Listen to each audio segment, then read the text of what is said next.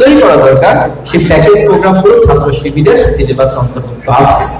আমাদের একটা report system রয়েছে, রিপোর্টিং সিস্টেম, প্রত্যেককেই এই রিপোর্ট মেনটেন করতে একবার কেন্দ্রীয় সভা থেকে শুরু করে একজন কর্মী পর্যন্ত এই রিপোর্টে আপনি খুঁজে পাবেন। সেখানে আপনাকে কোরআন পড়তে হবে, হাদিস পড়তে হবে, সাহিত্য পড়তে হবে, নিয়মিত ক্লাসে উপস্থিত থাকতে হবে। এরপর আপনার পাঠ্যবস্তু কতদিন, মানে প্রতিদিন কত সময় আপনি পাঠ্যবস্তু অধ্যয়ন করছেন সেই রিপোর্ট সেখানে মেনটেন করতে হয়। আপনাকে কত পত্রিকা পাঠ করতে হয়, শরীর চর্চা করতে হয়, এরপর হচ্ছে দাওয়াতি কাজ করতে হয়, মানুষের কাছে ভালো কথাগুলোকে পৌঁছে দিতে হয়। এই যে একটা রুটিনের মধ্য দিয়ে ছাত্র শিবির তার টোটাল জনশক্তি গঠন করে, এর মধ্য দিয়ে একটা শিক্ষার্থীর মাঝে একটা শৃঙ্খলা এবং তার ভারসাম্যপূর্ণ জীবন গঠনের জন্য কাজগুলো আমরা করে থাকি। আমরা অনেক ধরনের মোটিভেশন গাইডলাইন গুলো প্রোগ্রাম করি, যেগুলো শিক্ষার্থীদেরকে বুস্ট আপ করা হয়, তাদের মানসিকভাবে তাদেরকে শক্তিশালী করা হয়, তারা যেন নিজেদেরকে গড়ে তুলতে পারে। আমাদের অনেক ধরনের প্রশিক্ষণ পদ্ধতি রয়েছে। আমাদের টোটাল 34টি বিভাগ কেন্দ্রে কাজ করে। এর মধ্যে গুরুত্বপূর্ণ যেমন সাহিত্য বিভাগ। কেউ যদি সাহিত্য করতে চায়, সাহিত্য চর্চার মধ্য দিয়ে নিজেকে গড়ে তুলবেন। আমাদের প্রত্যেক মাসে প্রায় 15টা সাহিত্য পত্রিকা আমরা বের করি, বাংলা, ইংলিশ থেকে শুরু করে অ্যারাবিক ভাষা, বিভিন্ন ভাষায় এই কাজগুলো আমরা করে থাকি। আমাদের কালচারাল বিভাগ রয়েছে, যেটা আপনি যদি সংস্কৃতির দিকে ঝোঁক থাকে, প্রতিভা থাকে, তাহলে সেখানে আপনি গড়ে তোলেন। এভাবে করে যে যে সেক্টরে কাজ করতে চায়, নিজেকে গড়ে তুলতে চায়, ছাত্র শিবিরের সবগুলো আয়োজন আমাদের রয়েছে। কেউ যদি গবেষক হতে চায়, আমাদের গবেষণার স্কুল রয়েছে বিভিন্ন, সেখানে আপনি নিজেকে ট্রেন আপ করতে পারবেন।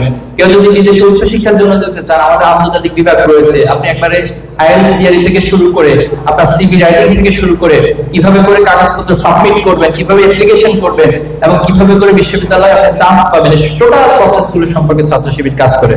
যেমন নানান আয়োজনের মধ্য দিয়ে ছাত্র শিবির একজন শিক্ষার্থীকে গড়ে তোলে। আমরা আপনাদের কাছে অনুরোধ করব, ছাত্র শিবিরের এই কাজগুলোকে আপনারা জানবেন, আমাদেরকে অ্যাপ্রিশিয়েট করবেন। সবাইকে কালকে থেকে ছাত্র শিবিরের সাথে দিতে হবে আমি বলবো না, আর ছাত্র শিবির যে ভালো কাজগুলো করে এগুলোকে অ্যাটলিস্ট আপনারা অ্যাপ্রিশিয়েট করবেন, এই অনুরোধ আমরা আপনাদের কাছে করব। আমাদের নিয়ে বিভিন্ন জন বিভিন্ন প্রোপাগান্ডা চালায়, আমাদেরকে রক কাটা বলে বিভিন্ন সময়, এরপরে এখন আমার নতুন করে গুপ্ত বলে, এরপরে আরো নানান শব্দ আমাদের জন্য প্রয়োগ করে।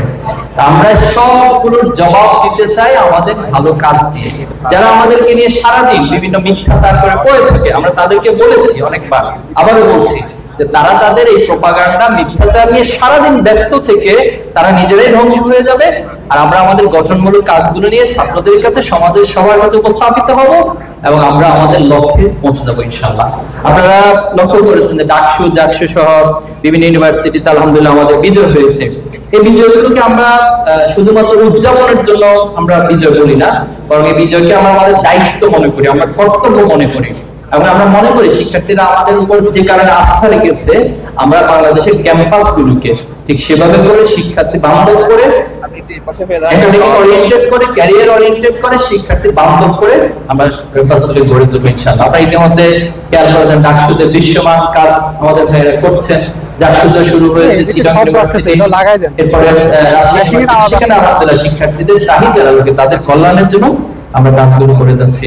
আমার সর্বশেষ যেটা বলে শেষ করবো, এবং বোনেরা, ধরুন আপনি পৃথিবীতে অনেক সফল হলেন, পৃথিবীর সবচেয়ে সেরা সফল হিসেবে আপনাকে সবাই মিলে সার্টিফাই করবে, কিন্তু কাল কিয়ামতের মাঠে যদি আপনি আমি আল্লাহর কাছে কোনো কারণে প্রশ্নবিদ্ধ হই, আল্লাহ যদি দুনিয়ার সফলতাকে উপেক্ষা করে আমাকে যদি জাহান্নামে যেতে বলে, তাহলে আমার এই দুনিয়ার যত বড়ত্ব, যত শ্রেষ্ঠত্ব অর্জন করি না কেন, এটা কোনো কাজে আসবে না। এজন্য আমাকে আমার যে মৃত্যু, নিশ্চিত মৃত্যু, পৃথিবীতে দেখুন এখন পর্যন্ত অনেকই মানুষ অনেক ক্ষমতার দাপট দেখিয়েছে, নিজেকে অনেক বৃত্তশালী হিসেবে উপস্থাপন করেছে, কিন্তু আল্লাহ তাআলার কাছে তাকে পৌঁছতে হবে না অথবা মৃত্যুবরণ করতে হবে না, এই কথাটা এখন পর্যন্ত কেউ দাবি করতে পারে না। তাহলে যে জিনিসটা আমার জন্য অবধারিত, কুল্লু নাফসিন যায়িকাতুল মাউত, প্রত্যেকটা মানুষ মরণশীল, তাকে মৃত্যুর স্বাদ গ্রহণ করতেই হবে। এখন প্রশ্ন হচ্ছে আল্লাহ তাআলা মৃত্যু কেন সৃষ্টি করেছেন, সেটার জবাব আল্লাহ তাআলা নিজেই দিয়েছেন। আল্লাহ খালাকাল মাউতা ওয়াল হায়াতা লিয়াবলুয়াকুম